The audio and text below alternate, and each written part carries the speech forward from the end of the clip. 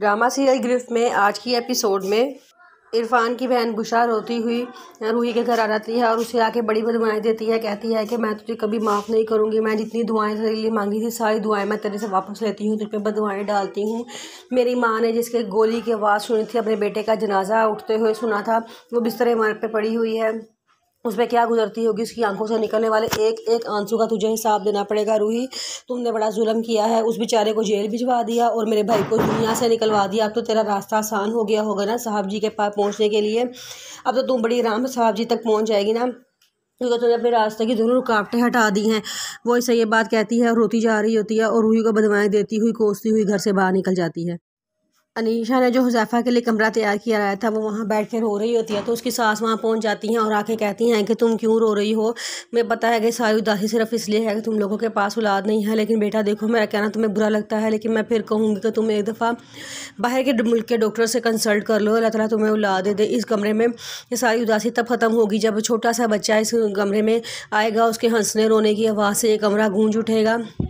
तब भी तुम्हें सुकून मिलेगा और तुम्हें दोनों अपनी ज़िंदगी में बड़ा खुश हो जाओगे। जिस पे वो खामोशी से सुन रही होती है तो मुराद अंदर आता है। मुराद कहता है कि यहाँ क्या बातें हो रही हैं, तो उसकी आदत आती है कि निशा यहाँ बड़ी दुखी बैठी थी और वो रो रही थी और मैंने उसे कहा है कि तुम लोग कोई बाहर के मुल्क के डॉक्टर से कंसल्ट कर लो, तो ये सारी चीज़ें किसी बच्चे को तो मिल जाएंगी, तो वो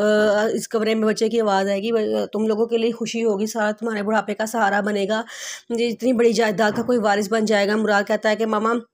आज तो ये आपने बात कर ली है, आइंदा आज के बाद ये बात ना करना, मेरी अनीशा को इस बात पे दुख होता है और ये जो सारा सामान है ना, ये उठा के सारा हुज़ैफ़ा को दे दो, ये हुज़ैफ़ा के लिए ही लिया था ना, ये हुज़ैफ़ा को ही दे दो, उसी को ही दे देंगे, कोई मसले वाली बात नहीं है। और मामा आज के बाद ऐसी कोई बात ना करना जिससे मेरी अनीशा का दिल दुखे। रूही अपनी मामा से कहती है कि आप इरफान से कहें कि मुझे तलाक दे दे, मैं उसके साथ बिल्कुल भी नहीं रहना चाहती। मूसा से कहें मुझे तलाक दे दे, मैं इसके साथ बिल्कुल भी नहीं रहना चाहती हूँ। उसकी मामा कहती हैं कि तुम किस तरह की बातें कर रही हो, उसे जेल हुई है, उसे तो वो मौत नहीं हुई, वो मर नहीं गया, वो इंशाल्लाह बच के वापस आ जाएगा, तो तुम उसके घर वापस चली जाना। वो कहती है कि नहीं मामा, मैं माँ बनने वाली हूँ और मैं चाहती हूँ कि ये अपना बच्चा